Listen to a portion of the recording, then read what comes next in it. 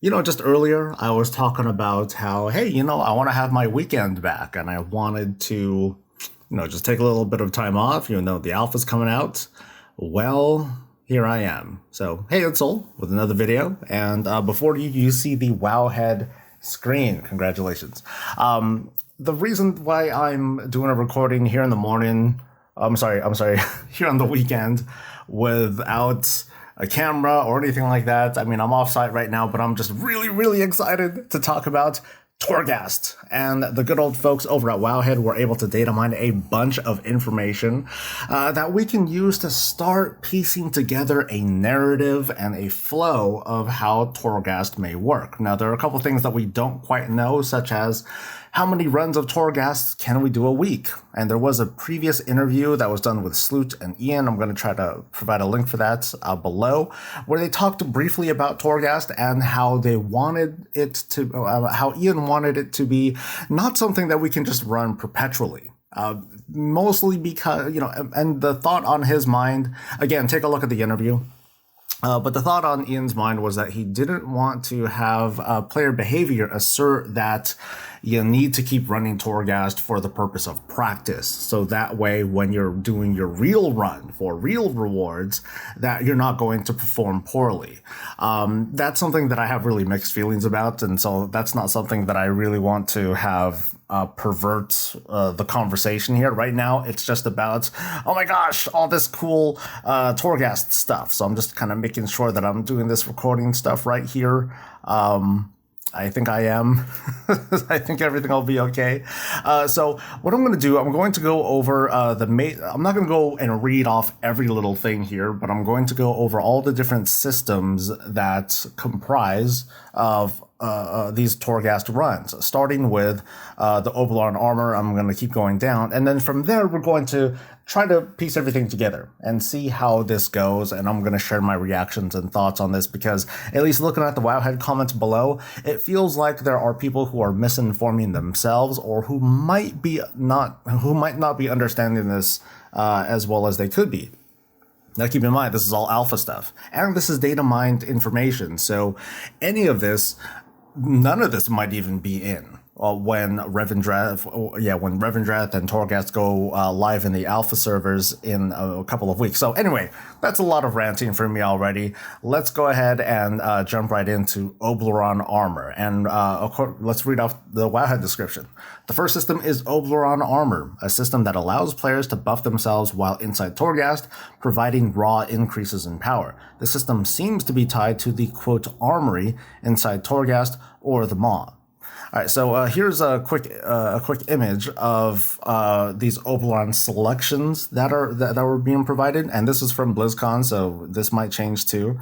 So it appears that there are different bonuses that we're going to be picking up while on each of these Torghast floors, such as Overland endurance or talismans or any of the other bonuses that you get, and then you'll be choosing between one or the other. So when we are on a floor and let's pretend, right? We open up a chest and it has these boons inside. So we might be choosing between one of these Overland buffs, or we might be choosing between a buff between a talent or just a raw stat increase or some other crazy covenant thing, or who knows?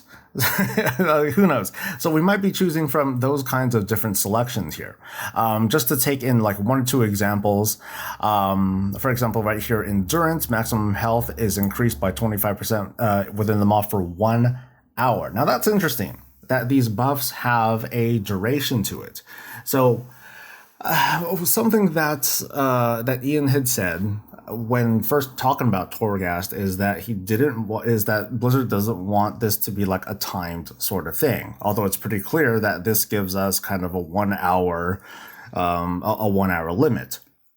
Now, the thought in my head is that these sorts of runs could last a very short time, potentially, depending on how far you can progress, whether or not there's going to be skips. So this 1 hour, it's hard to tell what this communicates to me as someone who's trying to react to this. So should I expect a run through the Maw, this endless dungeon, to last for about an hour? Maybe they might be really generous with what they're giving us, because for all we know, we might get our asses blasted very quickly if we're trying to push floors, or maybe not. But let's see. What are some other? The Overland effects, they're very plain and simple. It's just stat increases that last for a little while, and supposedly these things can kind of sort of stack. And in that sense, that's going to be what helps us progress further and further into the floors. But of course, even though we're stacking, hey, maybe we're stacking a lot of certain secondary stats like haste, to the point where we have 100% haste. Hey, that's great. But if we just keep using haste apart from other things, then we're going to probably fail because we're falling off elsewhere. So Fantasma is something new. They didn't talk about this. Let's read what Wowhead has to say about it.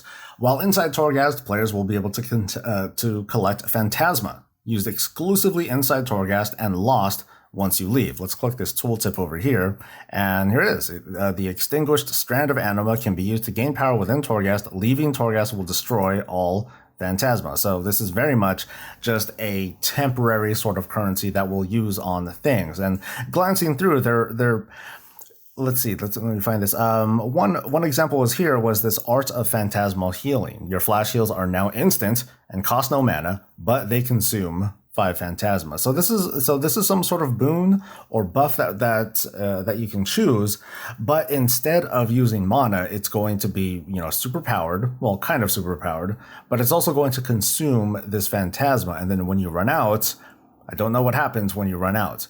But it's the kind of currency where it's like, okay, if you have it, you might as well use it because it's all going to go away anyway.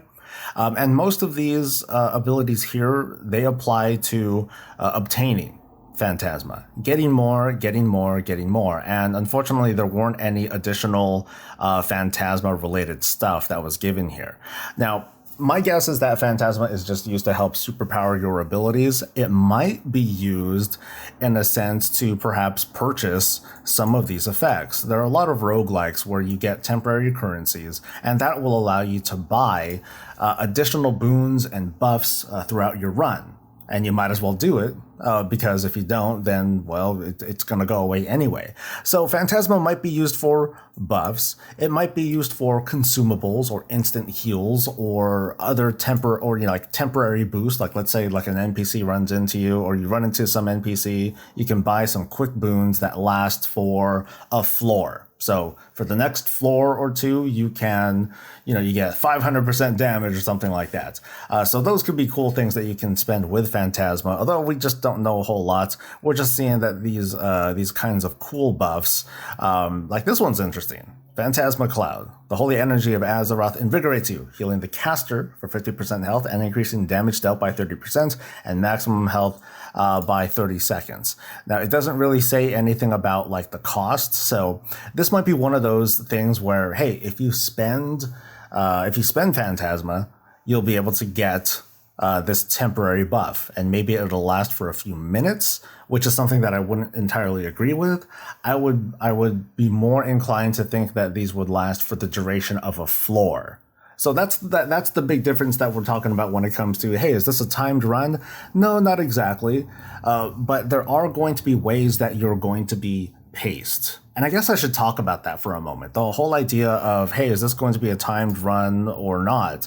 And my big thing on if Torghast runs happen to be entirely like, you can stand still and wait for cooldowns before every single pull, I don't think that's going to be intended behavior. I don't think that I would find that to be fun. Now, there are moments where I might be like, okay, I'm going to hold off for a few moments just so I can wait for a couple cooldowns to come back. And we've seen that in Horrific Visions. A good strategy for that would be to wait for your Gift of the Titans proc to to complete its internal cooldown. That way, you can kill a couple of mobs on the side here, get that buff, and then run into the real pack or the area boss or the elites that you really want to go for, that you know are going to be tough, but you can take advantage of that gift of the Titans. That's the kind of mindset that I prefer to see when it comes to embracing this idea, not so much of timed runs, but having a sense of urgency when you're trying to progress. So I think that's going to be really critical to the success of this system. But anyway, let's move on a little bit to this Beasts of Prodigum event. There we go. And this is something that I find kind of okay. It's just kind of an event, but let me read this. As mentioned in the BlizzCon preview, within the first couple of weeks of the Shadowlands expansion, the Jailer will unleash a horde of monstrosities into the Maw and the tower itself in an event called the Beasts of Prodigum, changing the experience. During this event, you may gain some new powers that can help you counter these beasts, such as the ones below. This event hints as something similar to Seasons for Torghast, with extra effects in the tower that change over time. So, not too much to react to there. Hey, cool. And then there are some examples here that were from the original BlizzCon presentations where you might get some sort of powerful, I guess this is just a powerful cooldown, or maybe a pet that you can control. But this right here, this seems to be definitely something that summons a pet. Just as well, some of these buffs here, they assert that you're going to get this Maw beast that will accompany you, and it's going to grow stronger with these buffs. So perhaps during this event, instead of seeing abilities that might grant you temporary Fantasma powers or Oberon armor, you might see things that will give you these beast buffs during the event. So it's a nice little thing to change things up a little bit. Vitality is the one that has been taking over most people's conversations here in the comments and perhaps on Twitter, and perhaps there are going to be some big names that might assert that Vitality is going to be the thing that equates to Sanity. Sanity 2.0 is what I predict that some people are going to talk about, which I don't agree with. At least not yet. Don't get me wrong. I'm more than prepared to eat crow if we do find out that Vitality will just straight up kick you out of Torghast. But let's read this. Vitality is a stat linked with Torghast and looks very similar to Sanity and Horrific Visions. Vitality seems to be linked with armoring specific, but it could also limit your stay at Torghast itself. I'm a little bit scared of statements like these that make these sorts of assumptions, but well, you know what? I'm doing the same thing anyway. So, the one thing I guess that is scaring folks a little bit is this destabilized Vitality. Your Vitality has expired and your connection with the armory has been severed. Now, what is Vitality though? It's hard to tell. It's hard to tell if Vitality is a thing that acts as a timer, or if it acts as what looks like a multiplier of sorts. Because take a look at these. Essence of Vigor. Your damage is increased by 0.4%. for every Vitality you are missing, which is kind of interesting. And then, of course, right here is Essence of Vim. Your damage is increased by 0.2% for every Vitality you have remaining. So these are weird and contradictory buffs that asserts, hey, you know what, if you have more Vitality, you do more damage, but at the same time, if you have less Vitality, you do more damage. And then, of course, there are these Maw stones that increase your Vitality. Killing things give you Vitality. But at least this is the big one. Again, destabilized Vitality, your connection to the armory has been severed. Now, this doesn't mean that you get kicked out, but it may mean that you're going to lose certain buffs, such as the Oberon armor.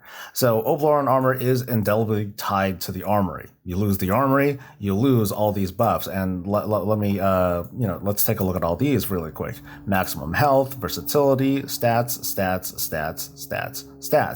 Now, it has nothing to do with Fantasma and these cool little effects that you get. It doesn't seem to have anything to do with the Beasts of Prodigum event, which also has its own awesome stuff. So Vitality seems to be largely related to your longevity, but it's not going to be a hard stop. It's not the expiration of your Mythic Plus timer. It is not losing sanity and being effectively kicked out of here. It just means that you're going to get weaker. It's the same thing as, hey, you climb the tower really fast and stuff is going to get stronger. But at the same time, if you're idling around a little bit too much, you are going to lose some strength. It goes back to the idea of trying to cheese the threat of Torghast by just kind of idling around.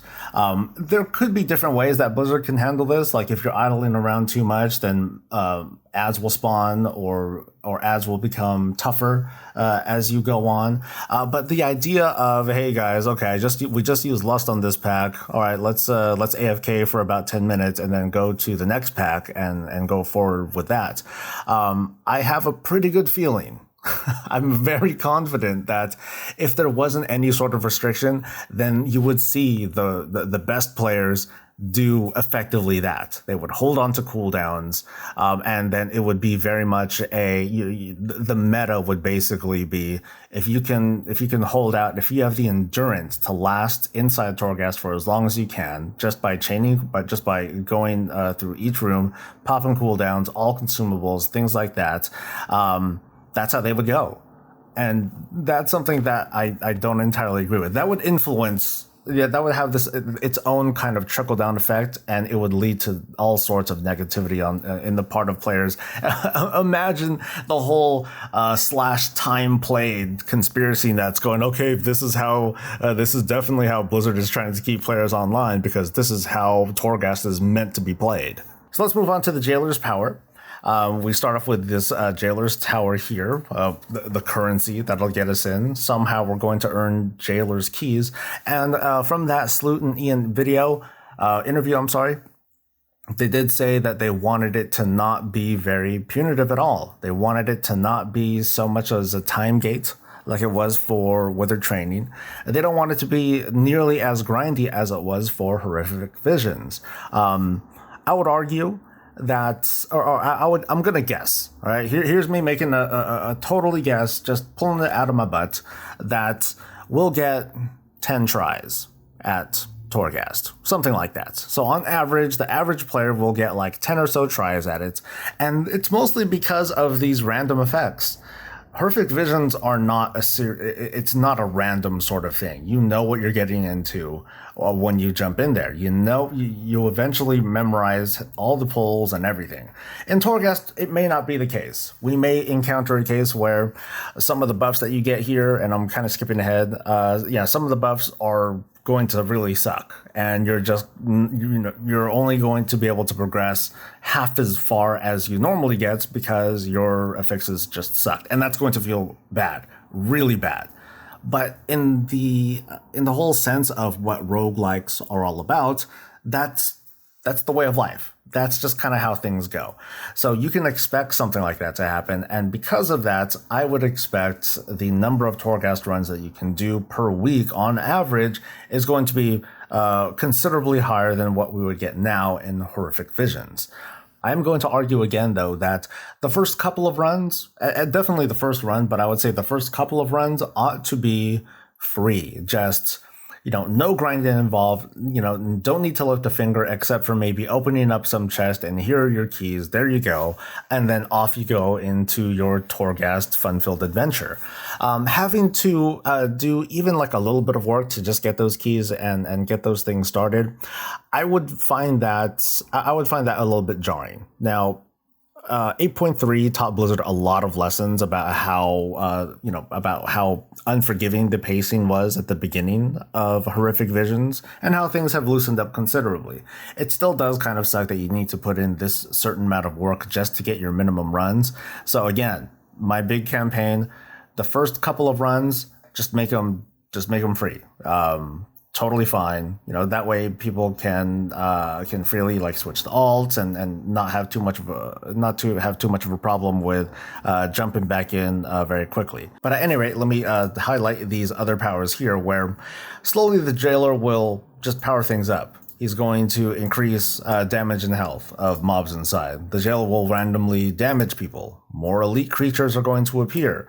And then all these things plus debilitating poison, lowering movement speed and damage. There appears to be two soft kinds of ways to slow or otherwise eventually stop your progress. One is losing your vitality. You're going to get weaker.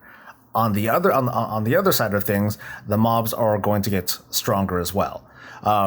And there could be other ways, there could be other debuffs that we might see, perhaps better ways that it could be done, such as, hey, your cooldown, the air is becoming thick with darkness and death and stuff. So all of a sudden, like, your haste drops to 0. Everyone's haste is 0, or it starts to drop over time. Maybe all major cooldowns are doubled or something like that. And those could be negative debuffs, other negative debuffs that the Jailer could apply to us. Jailer's Tower skips, these might be debug stuff, but I would love to see some sort of small skipping mechanism, because for the most part, when progressing through this sort of content, one of the limiting factors is when you're going through these different floors, you're getting buffs and things like that.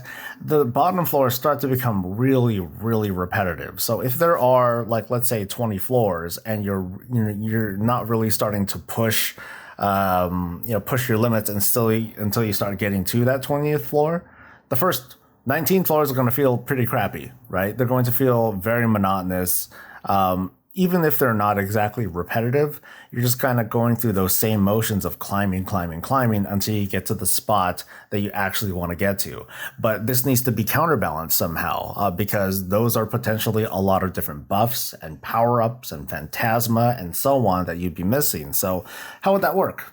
Do we instantly climb to 20 and then we get this random allotment of skills? Are we going to get some sort of loadout that we can, just kind of choose all these different abilities as we're climbing? Is it going to be a flat buff that we get based on, hey, we just get all these different armory buffs that will make us feel like we can handle level 20 or so?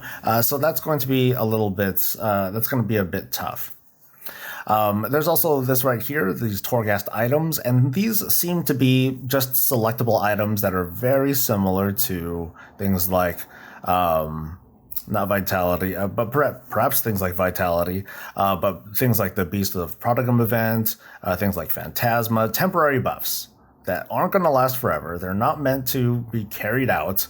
But these items here, they just seem to be all sorts of different buffs. And I talked about this just during the weekly, where I talked about, hey, we might get certain buffs to skills or so. So I'll go through a couple of examples of these temporary powers. And this seems to be a lot of the unsorted powers, because I think I saw, here we go, here was like a Beast of Prodigum event ability. Fellborn Pendant. This is your first ability. We don't know what that is, but your first ability on a floor will deal an additional 750% damage. So there are some pretty interesting strategies that we'll be able to cook up from this. If that's like a big AoE, we can try doing something where we get like a big pack and a class that does have a full, bona fide AoE ability will do some insane damage to help clear that pack and otherwise get us through. Or if it's a different kind of ability, like a very powerful single target ability, then that might be something that we want to save for an elite or a boss on the floor. These abilities seem to apply to both regular abilities as well as covenant abilities. These are fun. And I invite you to take a look at this link and take a look at some of the cool powers that are available. But again, this is alpha. We have no idea which of these, if any, are going to make it through. And finally, Wowhead was able to uncover some of these rune legendary things inside Torghast that will basically give you free access to a certain talent. So, for example, this High Lord Cypher, it's going to give me Holy Shield. Okay, that's kind of cool. They did note that these are just test runes and not a final system, because some of these abilities, they apply to talents that no longer exist. So definitely keep that in mind. Like, I definitely don't want High Lord's Invocation to unlock Retribution Aura, because now that's baseline. And at any rate, the current form of Retribution Aura really sucks. So you don't want to use that anyway. So that kind of wraps up all the things that Wowhead was able to uncover. So really, what's this going to be like? How is Torghast going to feel? So that we know that there is going to be a certain amount of farming that's going to be done, a certain task, something that we need to do in order to get keys to jump in. As we jump in, we start progressing through the dungeon. We start earning these buffs, Oberon armor, and the Sons of Prodigal stuff, and so on and so forth. We start getting these Fantasma buffs that we can spend on I don't know. Certain buffs, certain abilities seem to directly spend Fantasma. There's very few of these that do it, but there might be, that might be the kind of build that you might be shooting for. Like, okay, I'm going to use a Fantasma build this time around, guys, because the first ability that I got, or the first choice that I got on the first floor of Torghast, was something that will superpower an ability. It just spends Fantasma, so I'm not going to use any Fantasma on anything else except this ability, and that might be fine. And hopefully they'll get other abilities that will give them more Fantasma to fuel these abilities. So it's going to feel like a very different kind of game. Your game inside Torghast is not going to feel nearly the same as it does outside in a dungeon or a raid or doing Mythic Plus content or anything like that. There's going to be these cool events like the Beast event that's going to give some gimmicky cool things as it goes along, and I hope that they expand on this more and add a whole bunch of more different kinds of things. Vitality is again going to be one of the bigger concerns right now, but at the moment I'm kind of, I'm kind of okay with it, because losing your vitality doesn't entirely mean the end of the game. It just means you're definitely in the danger zone. So the things that I'm really wondering about is how is vitality drain going to work? Because you can see here, you take vitality damage, which might be related to sanity. So the question again is vitality something that drains automatically, or does it drain from attacks that you take from mobs and such? And now that I think about it, I know I'm going all over the place and kind of pausing here, but now that I think about it, I think that would be the best way to go. So if you're not in combat, you don't lose vitality. You're just kind of sitting, chilling, eating, doing your thing. But when you're fighting, you might lose some of this vitality. There might be vitality draining in attacks. And so there might be a period where you're like, okay, guys, let's pause. I'm really low on vitality. I'm going to get trucked if we keep going. Let's hunt around and look for like really easy packs so I can possibly, shucks. I know there was something here about getting vitality. Right here we go. Let's find a bunch of maw rats, right? Let's go farming for these guys so I can get a little bit more vitality back, and then we can go ahead and go for this big pack here, because I don't want to get totally jacked up because my vitality is out and I lose my connection to the armory and then I get messed up. Let's not have that happen, guys. So that seems to be that's the flow that I would speculate on if I'm doing my best to avoid a situation where vitality equates to sanity, which equates to time, which equates to urgency. And I know that's a really big concern from many players. It's a concern of mine, which is one reason why I don't like Mythic Plus.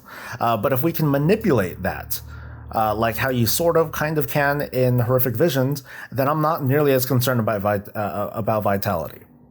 But that's going to be it, I think. I would love to hear your thoughts so far based on this very, very early look, which tells us, again, very little. It's going to be a couple of weeks until we can start testing this out in Torghast and Revendreth or the Maw and so on. But yeah, what do you think? Are you scared? I think it's fair to be a little bit scared and a little bit concerned about it. But right now I'm excited. I'm excited because I know that something like this doesn't scare me.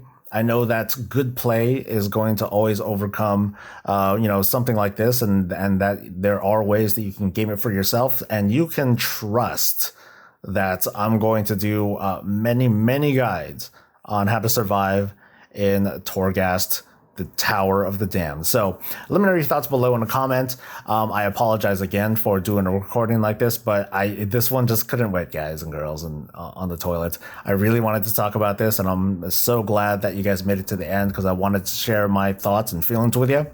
So I'll see you guys for the next thing that I do. But until then, stay safe, stay healthy, and stay breezy.